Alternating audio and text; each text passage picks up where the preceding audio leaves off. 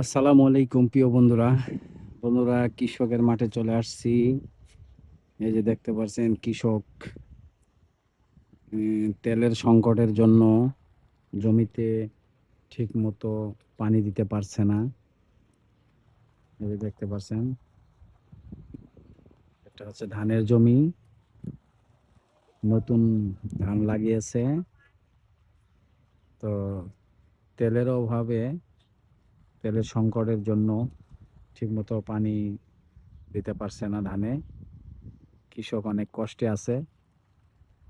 তো বন্ধুরা, সবাই কৃষকের জন্য দোয়া করবেন। আমরা তো কৃষকের ভালো চাই। কৃষক আমাদের কৃষক তৈরি করবে, আমরা তাদের কাছ থেকে খাবো, তাদের কাছ থেকে নিয়ে আমরা চলি।